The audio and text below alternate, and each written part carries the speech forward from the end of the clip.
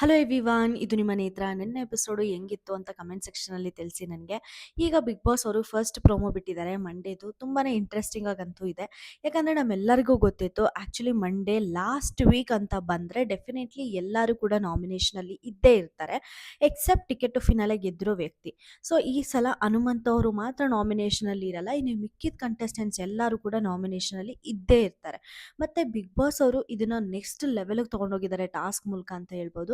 ಯಾಕಂದರೆ ಒಬ್ಬ ವ್ಯಕ್ತಿ ಮಿಡ್ ವೀಕ್ ಎಲಿಮಿನೇಷನಿಂದ ಎಸ್ಕೇಪ್ ಆಗೋಕ್ಕೆ ಒಂದು ಟಾಸ್ಕ್ ಕೊಟ್ಟಿದ್ದಾರೆ. ಮತ್ತು ಈ ವೀಕೆಂಡಲ್ಲಿ ಆಬ್ವಿಯಸ್ಲಿ ಸಂಡೇ ಎಪಿಸೋಡಲ್ಲಿ ಒಂದು ಎಲಿಮಿನೇಷನ್ ನಡೆಯುತ್ತೆ. ಸೊ ಇಲ್ಲಿ ನಾವು ಅರ್ಥ ಮಾಡ್ಕೋಬೇಕಾಗಿರೋದು ಏನು ಅಂದರೆ, ಬಿಗ್ ಬಾಸು ಯಾವ ವ್ಯಕ್ತಿ ಎಲಿಮಿನೇಟ್ ಆಗಬೇಕು ಅಂತ ಅಂದ್ಕೊಂಡಿದ್ದಾರೆ ಅವ್ರನ್ನ ಡೆಫಿನೆಟ್ಲಿ ಎಸ್ಕೇಪ್ ಮಾಡೋಕ್ಕಂತೂ ಡೆಫಿನೆಟ್ಲಿ ಟ್ರೈ ಮಾಡ್ತಾ ಇಲ್ಲ ಆಯಿತಾ. ಇವಾಗ ಅವರು ಮಿಡ್ ವೀಕಲ್ಲಿ ಬರಲಿಲ್ಲ ಅಂದ್ರೂ at the end of year ರವಿವಾರಲ್ಲಂತೂ ಡೆಫಿನೆಟ್ಲಿ ಬಂದೇ ಬರ್ತಾರೆ ಅವ್ರ ಆಚೆ. ಆದರೆ ಇನ್ನೂ ಒಂದು 2 ದಿನ ಎಕ್ಸ್ಟ್ರಾ ಸರ್ವೈವ್ ಆಗಬಹುದು ಆ ವ್ಯಕ್ತಿ ಏನಾದರೂ ಈ ವಾರ ಮಿಡ್ ವೀಕ್ ಎಲಿಮಿನೇಷನಿಂದ ಎಸ್ಕೇಪ್ ಆದರೆ. ಇದೇ ಒಂದು ರೂಲ್ ಇರುತ್ತೆ. ಸ್ವಲ್ಪ ಜನ ಏನು ಅಂದ್ಕೊಂಡಿರ್ತಾರೆ ಅಂದರೆ ಒಬ್ಬ ವ್ಯಕ್ತಿ ಡೈರೆಕ್ಟಾಗಿ ಫಿನಾಲೆಗೆ ಹೊರಟೋಗ್ಬಿಡ್ತಾರೆ, ಎಲಿಮಿನೇಷನಿಂದ ಎಸ್ಕೇಪ್ ಆಗೋಗ್ಬಿಡ್ತಾರೆ ಅಂತ. ಬಟ್ ಇಲ್ಲ, ಅಂದರೆ ಒಬ್ಬ ವ್ಯಕ್ತಿ ಯಾರು ಎಸ್ಕೇಪ್ ಆಗಬೇಕು ಅಂತ ಇರ್ತಾರೋ, ಅಂದರೆ ಸೆಕೆಂಡ್ ವ್ಯಕ್ತಿ ಅಂತ ಅಂದ್ಕೊಳ್ಳಿ. ಇವಾಗ ಸಪೋಸ್ ಲಾಸ್ಟ್ ಟೈಮು ಧನರಾಜು ಮತ್ತು ಚೈತ್ರ ಅವರಿಗೆ ವೋಟಿಂಗ್ ರಿಸಲ್ಟ್ಸು ಕಡಿಮೆ ಬಂದಿತ್ತು. ಸೊ ಫಸ್ಟ್ ಇವಾಗ ಏನಾದರೂ ಚೈತ್ರ ಅವ್ರು ಇಲ್ಲಿ ಎಸ್ಕೇಪ್ ಆಗಿ ಧನು ಅವ್ರು ಆಚೆ ಹೋಗಿದ್ರು ಕೂಡ ಚೈತ್ರ ಅವರು ರವಿವಾರದಲ್ಲಿ ಎಲಿಮಿನೇಟ್ ಆಗೋದಂತೂ ಕಟ್ಟಿಟ್ಟ ಬುತ್ತಿ. ಎಲಿಮಿನೇಷನಿಂದಂತೂ ಎಸ್ಕೇಪ್ ಆಗೋಕ್ಕಾಗಲ್ಲ, ಬಟ್ ಡಬಲ್ ಎಲಿಮಿನೇಷನ್ ಇರೋದ್ರಿಂದ ಅವರಿಗೆ ಒಂದು 2 ದಿನ ಬಿಗ್ ಬಾಸ್ ಹೌಸಲ್ಲಿ ಸರ್ವೈವ್ ಆಗೋಕ್ಕೆ ಚಾನ್ಸ್ ಸಿಗುತ್ತೆ. ಆ ಥರ ಒಂದು ರಿಲೇಟೆಡು ಟಾಸ್ಕ್ ಕೊಟ್ಟಿದ್ದಾರೆ. ಮತ್ತು ಈ ಒಂದು ಟಾಸ್ಕ್ನ ಡಿಸೈನ್ ಮಾಡಿರೋ ರೀತಿ ಕೂಡ ಅಷ್ಟೇ ತುಂಬ ಅಂದರೆ ತುಂಬ ಚೆನ್ನಾಗಿದೆ. ಎಲ್ಲ ಒಬ್ಬ ಕಂಟೆಸ್ಟೆಂಟ್ಸು ಕೂಡ ಪಾರ್ಟಿಸಿಪೇಟ್ ಮಾಡಬೇಕಾಗಿ ಬರುತ್ತೆ. ಅದನ್ನು ಕಲೆಕ್ಟ್ ಮಾಡಿಕೊಂಡು ಏನು ಒಂದು ಎಣ್ಣೆ ಇಟ್ಟಿರ್ತಾರೆ, ಎಣ್ಣೆಲಿ ಫಸ್ಟು ಕಾಲು ಹಚ್ಕೋಬೇಕು. ಕಾಲು ಹಚ್ಕೊಂಡು ಆ ಒಂದು ಹತ್ತೋದು ಫಸ್ಟೇ ಅದು ಹಿಂಗಿದೆ, ಇಳಿಬೇಕಾದ್ರೆ ನಾರ್ಮಲಾಗಿ ಆಡಿದ್ರೇ ಜಾರುತ್ತೆ. ಅದಕ್ಕೆ ಎಣ್ಣೆ ಹಚ್ಕೊಂಡು ಬೇರೆ ಹತ್ಬಿಟ್ಟು ಆ ಒಂದು ಏನಿರುತ್ತೆ ಎಸೆಯೋಕ್ಕೆ ಇದಾಕಿರ್ತಾರಲ್ಲ ಅಲ್ಲಿಗೆ ಥರ ಅದನ್ನು ಕಲೆಕ್ಟ್ ಮಾಡ್ಕೊಂಡು ಬಂದು ಯಾರನ್ನ ಮಿಡ್ ವೀಕ್ ಎಲಿಮಿನೇಷನಿಂದ ಬಚಾವ್ ಮಾಡೋಕ್ಕೆ ಇಷ್ಟಪಡಲ್ಲ ಕಂಟೆಸ್ಟೆಂಟು ಅಂತ ಅಂದ್ಕೊಳ್ತಾರೋ ಅವ್ರ ಬುಟ್ಟಿಲಿ ಅದನ್ನು ಎಸಿಬೇಕಾಗಿರುತ್ತೆ. ನಾವು ಟಾಸ್ಕ್ ನೋಡ್ತಾ ಇದ್ರೇ, ಪ್ರೋಮೋ ನೋಡ್ತಾ ಇದ್ರೇ ಗೊತ್ತಾಗ್ತಾ ಇದೆ ಆಲ್ರೆಡಿ ತ್ರಿವಿಕ್ರಮು ಮತ್ತು ಮಂಜಣ್ಣ ಇವರೆಲ್ಲ ಔಟ್ ಆಗಿದ್ದಂಗೆ ಕಾಣಿಸ್ತಾ ಇದೆ. ಯಾಕಂದರೆ ಅವರು ಟಾಸ್ಕ್ ಆಡ್ತಾ ಇಲ್ಲ. ಲಾಸ್ಟ್ ರೌಂಡಲ್ಲಿ ರಜತ್ ಅವರು, ಗೌತಮಿ ಅವರು, ಭವ್ಯ ಅವರು ಮತ್ತು ಮೋಕ್ಷಿತ್ ಅವರು ಆಡ್ತಿರೋದು ಒಂದು ಪಿಕ್ಕಲ್ಲಿ ಕಾಣಿಸಿದ್ರೆ, ಆ ರೌಂಡಲ್ಲಿ ಮೋಸ್ಟ್ಲಿ ಗೌತಮಿ ಅವ್ರನ್ನ ಟಾರ್ಗೆಟ್ ಮಾಡಿದ್ದಾರೆ ಅಂತ ಅನಿಸುತ್ತೆ. ಅವರು ಆಚೆ ಬಂದಿದ್ದಾರೆ.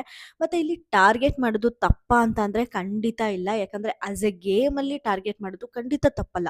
ನಾಮಿನೇಷನಲ್ಲಿ ಟಾರ್ಗೆಟ್ ನಾಮಿನೇಷನ್ ಮಾಡಿದ್ರೆ, ಎಲ್ಲರೂ ಟಾರ್ಗೆಟ್ ಮಾಡಿ ಕಳಪೆ ಕೊಟ್ಟರೆ ಆ ಒಂದು ಟಾರ್ಗೆಟು ತಪ್ಪಾಗುತ್ತೆ. ಬಟ್ ಇಲ್ಲಿ ಗೇಮ್ ಆಡ್ತಿರ್ಬೇಕಾದ್ರೆ ಒಬ್ಬರನ್ನೇ ಟಾರ್ಗೆಟ್ ಮಾಡಿ ಗ್ರೂಪಿಸಮ್ ಮಾಡಿಕೊಂಡು ಗೇಮ್ ಆಡ್ತಾರಲ್ಲ, ಅದು ನಿಜವಾಗ್ಲೂ ತಪ್ಪಾಗಲ್ಲ. ಯಾಕಂದರೆ ಇವಾಗ ಭವ್ಯ ಮೋಕ್ಷಿತ ಇಬ್ಬರು ಒಂದಾಗಿ ಆಡ್ತಾ ಇದ್ದಾರಲ್ವಾ, ಫೈನಲಿ ಅವರಿಬ್ಬರಿಗಿಬ್ಬರಿಗೇ ಕಾಂಪಿಟೇಟರ್ ಕುಟ್ಕೋಬೇಕು. ಅದರಲ್ಲಿ ಯಾರು ಡಿಸರ್ವಿಂಗ್ ಇರ್ತಾರೋ ಅವರು ವಿನ್ ಆಗ್ತಾರೆ, ಯಾರು ಡಿಸರ್ವಿಂಗ್ ಇರಲ್ವೋ ಅವ್ರು ಆಚೆ ಇರ್ತಾರೆ. ಇಲ್ಲಿ ಟಾರ್ಗೆಟಿಂಗ್ ಅಂತ ಒಂದು ಹೆಸರು ತೊಗೊಂಡು ರಜತ್ ಅವ್ರು ಮಾತಾಡಿದ್ದು ಡೆಫಿನೆಟ್ಲಿ ತಪ್ಪಿದೆ ಆಯಿತಾ. ಗೇಮಲ್ಲಿ ಎಷ್ಟೊಂದು ಸಲ ಎಷ್ಟೊಂದು ಜನ ಟಾರ್ಗೆಟ್ ಮಾಡಿಕೊಂಡೇ ಆಟ ಆಡಿರೋದು, ಅದನ್ನೆಲ್ಲ ತಪ್ಪು ಅಂತ ನಾವು ಖಂಡಿತ ಹೇಳೋಕ್ಕಾಗಲ್ಲ. ಸೊ ಗೌತಮಿ ಅವ್ರನ್ನ ಡೆಫಿನೆಟ್ಲಿ ಟಾರ್ಗೆಟ್ ಮಾಡೇ ಆಚೆ ಇಟ್ಟಿರ್ತಾರೆ. ಯಾಕಂದರೆ ರಜತ್ ಅವ್ರು ಕೂಡ ಗೌತಮಿ ಬುಟ್ಟಿಗೆ ಹಾಕಿರ್ತಾರೆ. ಭವ್ಯ ಮತ್ತು ಮೋಕ್ಷಿತ್ ಅವರು ಕೂಡ ನಮ್ಮ ಗೌತಮಿ ಅವ್ರ ಬುಟ್ಟಿಗೆ ಹಾಕಿರೋ ಚಾನ್ಸಸ್ಸು ಸಿಕ್ಕಾಬಟ್ಟೆ ಇದೆ. ಸೊ ಗೌತಮಿ ಅವರು ಆ ರೌಂಡಿಂದ ಆಚೆ ಬಿದ್ದಿರೋದು ನಮಗೆ ಗೊತ್ತಾಗ್ತಾ ಇದೆ. ಸೊ ಪಾಸಿಟಿವಿಟಿ ಅಂತ ಇದ್ರು.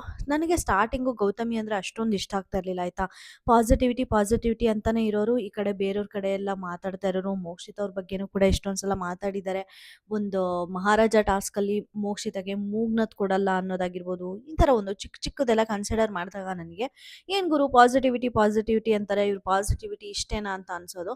ಬಟ್ ಮಂಜು ಇಂದ ದೂರ ಇರಬೇಕು ಅಂತ ಒಂದು ಸಿಗ್ನಲ್ ಅವ್ರ ಮನೆ ಕಡೆ ಬಂದಾಗ ಮಂಜು ಅವ್ರಿಗೆ ಅವ್ರು ಕೊಡೋ ಸಜೆಷನ್ ಆಗಿರ್ಬೋದು, ಪ್ರತಿಯೊಂದನ್ನು ಕೂಡ ತುಂಬ ಚೆನ್ನಾಗಿದೆ. ಮಂಜು ಅವ್ರ ಹತ್ರ ತುಂಬ ಚೆನ್ನಾಗಿ ಆಟ ಆಡ್ಕೊಂಡು ಹೋಗ್ತಾ ಇದ್ದಾರೆ. ಎಲ್ಲೂ ಕೂಡ ನನಗೆ ಮಂಜು ಅವ್ರನ್ನ ಯೂಸ್ ಮಾಡಿಕೊಂಡು ಬೆಳಿಬೇಕು ಅಂತ ಗೌತಮಿಯವ್ರು ಅಂದ್ಕೊಳ್ತಾ ಇದ್ದಾರೆ ಅಂತ ನನಗೆಲ್ಲೂ ಅನ್ನಿಸ್ಲಿಲ್ಲ. ಇನ್ಫ್ಯಾಕ್ಟ್ ಅವ್ರ ಗೇಮು ನನ್ನಿಂದ ಡಿಸ್ಟರ್ಬ್ ಆಗಬಾರ್ದು ಅಂತಲೇ ತುಂಬ ದೂರ ಇರೋಕ್ಕೇ ಟ್ರೈ ಮಾಡಿದರು. ಬಟ್ ಅವರ ಪಾಸಿಟಿವಿಟಿ ಕೈ ಹಿಡಿಲಿಲ್ಲ.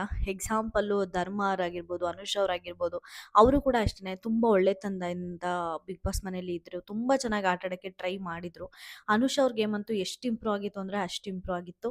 ಬಟ್ ಬಿಗ್ ಬಾಸ್ ಮನೇಲಿ ಅದೆಲ್ಲ ನಡೆಯಲ್ಲ ಅಂತಾರಲ್ಲ, ಅದು ಮತ್ತೊಮ್ಮೆ ಪಕ್ಕ ಡಿಸೈಡ್ ಆಗೋಗ್ಬಿಡುತ್ತೆ. ಮಿಡ್ ವೀಕ್ ಎಲಿಮಿನೇಷನ್ ಅಂತ ಏನಾದರೂ ಇದ್ದರೆ ಡೆಫಿನೆಟ್ಲಿ ಅದು ಗೌತಮಿನೇ ಆಗಿರ್ತಾರೆ. ಯಾಕಂದರೆ ಗೌತಮಿ ಅವರು ಮಿಡ್ ವೀಕ್ ಎಲಿಮಿನೇಷನಿಂದ ಪಾರಾಗೋಕ್ಕೆ ಸೇವ್ ಕೂಡ ಆಗಿಲ್ಲ. ಸೊ ಇನ್ನು 3 ಜನ ಯಾರಿರ್ತಾರೆ, ರಜತು, ಭವ್ಯ ಮತ್ತು ಮೋಕ್ಷಿತಾ. ಇವರು 3 ಜನದಲ್ಲಿ ಒಂದು ಸ್ವಲ್ಪ ಟಫ್ ಕಾಂಪಿಟೇಷನ್ ಆದಂಗೆ ಇದೆ. ಮತ್ತು ಮೋಕ್ಷಿತಾ ಮತ್ತು ಭವ್ಯ ಇಬ್ಬರೂ ಕೂಡ ಮಾತಾಡಿಕೊಂಡು ರಜತ್ನ ಹಾಕ್ಬೇಕು ಅಂತ ಮಾತಾಡ್ಕೊಂಡಿರೋದು ನಮಗೆ ಪ್ರೋಮೋಲೇನೆ ತೋರಿಸಿದ್ದಾರೆ. ಫಸ್ಟು ರಜತ್ ಹೆಸರು ತೊಗೊಂಡಿರೋದು ಭವ್ಯ. ಏನಕ್ಕೆ ತೊಗೊಂಡ್ರು ಅಂತಂತೂ ಗೊತ್ತಿಲ್ಲ. ಯಾಕಂದರೆ ಜೈಲ್ ಹತ್ರ ಕೂತಿರ್ಬೇಕಾದ್ರೆ ಭವ್ಯಗೆ ಎಷ್ಟು ಚೆನ್ನಾಗಿ ಬುದ್ಧಿವಾದ ಹೇಳಿದ್ರು ರಜತ್ ಅವ್ರಿಗೆ. ಅಂದರೆ ಭವ್ಯ ಅವ್ರು ಇವಾಗ ಏನೇನು ತಪ್ಪು ಮಾಡ್ತಾ ಇದ್ದಾರೆ ಅದನ್ನು ಸ್ಟ್ರೇಟ್ ಫಾರ್ವರ್ಡಾಗಿ ಭವ್ಯಗೆ ಹೇಳೋಕ್ಕೆ ಟ್ರೈ ಮಾಡಿದರು. ಭವ್ಯ ಒಂದು ಟಬ್ ಹಿಡ್ದಿರೋದಾಗಿರಬಹುದು, ಮತ್ತು ಹನುಮಂತಗೆ ಹೊಡೆದಿರೋದಾಗಿರಬಹುದು, ಇನ್ನು ಬೇರೆ ಬೇರೆದು ಆ ಬಾಲ್ ಕ್ಯಾಪ್ಟನ್ಸಿ ಟಾಸ್ಕಲ್ಲಿ ಅವ್ರು ಬಾಲ್ ಎತ್ಕೊಂಡಿರೋದಾಗಿರ್ಬೋದು, ಅದೆಲ್ಲ ಭವ್ಯ ಅವರು ಎಕ್ಸ್ಪ್ಲೇನ್ ಮಾಡಬೇಕಾದ್ರೆ ಫರ್ ಆಫ್ ಅ ಮೂಮೆಂಟ್ ಆಗೋಯ್ತು ಅಂತ ನಮಗೆಲ್ಲರಿಗೂ ಎಕ್ಸ್ಪ್ಲೇನ್ ಮಾಡ್ತಾಯಿದ್ರು. ಬಟ್ ಭವ್ಯ ಅದು ಏನೋ ಬೈ ಮಿಸ್ಟೇಕ್ ಆಗಿರೋದಲ್ಲ, ನೀನು ಗೊತ್ತಿದ್ದೇ ನೀನು ಅದೆಲ್ಲ ಮಾಡಿರೋದು, ಅದನ್ನು ಅರ್ಥ ಮಾಡ್ಕೋ, ತಿದ್ಕೋಬೇಕು, ಬೇಗ ತಿದ್ಕೋಬೇಕು, ಹಿಂಗೆ ತಪ್ಪು ಮಾಡ್ತಾ ಇದ್ರೆ ಆಗಲ್ಲ. ಮತ್ತು ತ್ರಿವಿಕ್ರಮ್ ಅವ್ರ ಹತ್ರ ಮಾತಾಡ್ದಂಗೆ ನೀನು ನಮ್ಮ ಹತ್ರ ಯಾರ ಹತ್ರನೂ ಮಾತಾಡಲ್ಲ, ಅದು ನಿಜ ಅಂತ ಅಂದ್ಬಿಟ್ಟು ತುಂಬ, ಅಂದರೆ ನಮ್ಮೆಲ್ಲರಿಗೂ ಆಚೆಗಡೆ ಇರೋರಿಗೆ ಹೆಂಗೆ ಅನ್ನಿಸ್ತಾ ಇದೆ ಅದನ್ನು ಕ್ಲೀನಾಗಿ ಎಕ್ಸ್ಪ್ಲೇನ್ ಮಾಡೋಕ್ಕೆ ಟ್ರೈ ಮಾಡಿದರು ಭವ್ಯ ಅವರಿಗೆ. ಅದನ್ನು ಭವ್ಯ ಅವರು ಅರ್ಥ ಮಾಡ್ಕೊಂಡಿಲ್ಲ ಅಂತ ಆ್ಯಕ್ಚುಲಿ ಪ್ರೂವ್ ಮಾಡಿದ್ರಾ, ಇಲ್ಲಾಂದರೆ ಅವರು ಟಫ್ ಆಗ್ತಾರೆ, ಟಫ್ ಕಾಂಪಿಟೇಷನು ಅಂತ ಅಂದ್ಕೊಂಡು ಈ ಕಡೆ ರಜತ್ನ ಸೆಲೆಕ್ಟ್ ಮಾಡಿದ್ರಾ ಗೊತ್ತಿಲ್ಲ. ಯಾಕಂದರೆ ಅವ್ರು 3 ಜನನೇ ಆಡ್ತಿರ್ಬೇಕಾದ್ರೆ ನನಗನ್ಸಿದ್ದೇನೆಂದರೆ ಡೆಫಿನೆಟ್ಲಿ ಒಂದು ಟಿಕೆಟ್ ಟು ಫಿನಾಲೆಯಲ್ಲಿ ರಜತ್ ಅವರು ಇದ್ದೇ ಇರ್ತಾರೆ. ಮಿಡ್ ವೀಕ್ ಎಲಿಮಿನೇಷನ್ ಅವ್ರು ಖಂಡಿತ ಆಗಲ್ಲ. ಮಿಡ್ ವೀಕ್ ಎಲಿಮಿನೇಷನು ಭವ್ಯ ಮತ್ತು ಮೋಕ್ಷಿತ ಕೂಡ ಆಗಲ್ಲ, ಆಯಿತಾ. ಬಟ್ ಅಲ್ಲಿ ಅವ್ರಿಗನ್ಸಿರೋ ಪ್ರಕಾರ ರಜತು ಒಂದು ಸ್ವಲ್ಪ ಸ್ಟ್ರಾಂಗು, ನಾವಿಬ್ಬರು ಒಂದು ಸ್ವಲ್ಪ ವೀಕು ಅಂತ. ಸೊ ಹಂಗಿರ್ಬೇಕಾದ್ರೆ ಮಿಡ್ ವೀಕ್ ಎಲಿಮಿನೇಷನಿಂದ ಅವ್ರನ್ನ ಪಾರ್ ಮಾಡಿಬಿಟ್ಟು ಇವರಿಬ್ಬರಲ್ಲಿ ಯಾರನ್ನಾದ್ರೂ ಒಬ್ಬರನ್ನ ಮಿಡ್ ವೀಕ್ ಎಲಿಮಿನೇಷನಿಂದ ಎಸ್ಕೇಪ್ ಆಗದಕ್ಕೆ ನೋಡ್ಕೊಳ್ದೇ ಇರ್ಬೋದಾಗಿತ್ತು. ನಾನೇನಾದರೂ ಇದ್ದಿದ್ರೆ ಬಿಗ್ ಬಾಸ್ ಮನೇಲಿ ಹಂಗೆ ಮಾಡ್ತಾಯಿದ್ದೆ. ರಜತ್ ಹೆಂಗಿದ್ರು ಆಚೆ ಹೋಗಲ್ಲ, ಅವ್ರನ್ನ ಮಿಡ್ ವೀಕ್ ಎಲಿಮಿನೇಷನಿಂದ ಬಚಾವ್ ಮಾಡದೇ ಇರೋದಕ್ಕೆ ಏನು ಇದಿರುತ್ತೆ, ಅವ್ರು ಸೇವ್ ಆದೇ ಆಗ್ತಾರೆ. ನಮ್ಮಿಬ್ಬರಲ್ಲಿ ಯಾರನ್ನಾದ್ರೂ ಒಬ್ಬರನ್ನ ಮಿಡ್ ವೀಕ್ ಎಲಿಮಿನೇಷನ್ ಇರೋಂಗೆ ನೋಡ್ಕೋಬೇಕು ಅಂತಲೇ ನಾನು ಅಂದ್ಕೊಳ್ತಾ ಇದ್ದಿದ್ದು. ಆಗ ನಾನು ಮೋಕ್ಷಿತನ ಯಾರನ್ನಾದ್ರೂ ಒಬ್ಬರನ್ನ ಟಾರ್ಗೆಟ್ ಮಾಡ್ತಾಯಿದ್ದೆ. ಬಟ್ ಅಲ್ಲಿ ಭವ್ಯ ಅವ್ರ ಸ್ಟ್ರಾಟಜಿ ಏನು ಅಂತಲೇ ನನಗೆ ಅರ್ಥ ಆಗಲಿಲ್ಲ. ಭವ್ಯ ಅವ್ರ ಸ್ಟ್ರಾಟಜಿ ಒಂದು ಕಡೆ ಆದರೆ, ಇಲ್ಲಿ ನಮ್ಮ ರಜತ್ ಅವರು ಬೇಜಾರು ಮಾಡ್ಕೊಂಡಿದ್ದು ಸರಿನಾ ತಪ್ಪಾ ಅಂತ ಕೇಳಿದ್ರೆ, ಅವರು ಈ ಒಂದು ಮಾತನ್ನ ಬೇರೆಯವರು ಅವರ ಹೆಸರನ್ನ ಟಾರ್ಗೆಟ್ ಮಾಡಿದಾಗ ಮಾತಾಡಿದಿದ್ರೆ ಅದು ತಪ್ಪಾಗಿರೋರು. ಬಟ್ ಮೋಕ್ಷಿತಾ ಮತ್ತು ರಜತ್ ಅವರ ಬಾಂಡು ಇತ್ತೀಚೆಗೆ ಹೆಂಗಿದೆ ಅಂತ ನಾವೆಲ್ಲರೂ ನೋಡಿದ್ದೀವಿ. ರಜತ್ತು ಮೋಕ್ಷಿತಾ ಫ್ರೆಂಡ್ಶಿಪ್ಗೆ ಎಷ್ಟೊಂದು ಫ್ಯಾನ್ ಪೇಜ್ ಕೂಡ ಆಚೆಗಡೆ ಕ್ರಿಯೇಟ್ ಆಗಿದೆ.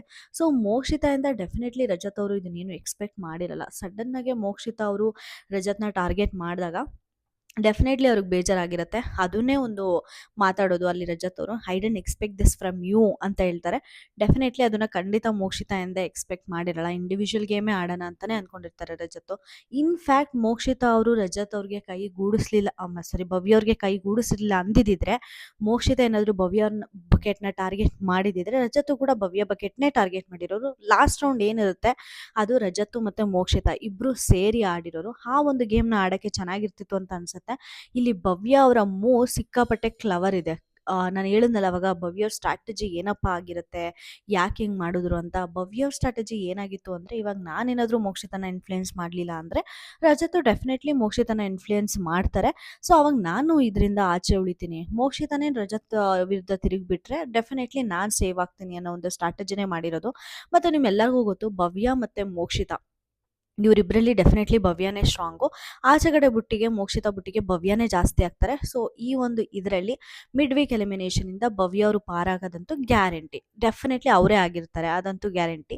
ಸೊ ಹಿಂಗಿರ್ಬೇಕಾದ್ರೆ ಭವ್ಯ ಸ್ಟ್ರಾಟಜಿ ವರ್ಕ್ ಆಯಿತು, ಮೋಕ್ಷಿತಾ ಸ್ಟ್ರಾಟಜಿ ಫೇಲ್ ಆಯಿತು. ಇನ್ಫ್ಯಾಕ್ಟ್ ರಜತ್ತು ಗಿವ್ ಅಪ್ ಕೂಡ ಮಾಡಿರೋರು, ಬೇಗ ಹತ್ತಿ ಮೋಕ್ಷಿತಾನೇ ಮಿಡ್ ವೀಕ್ ಎಲಿಮಿನೇಷನಿಂದ ಸೇವ್ ಕೂಡ ಮಾಡಿರೋರು.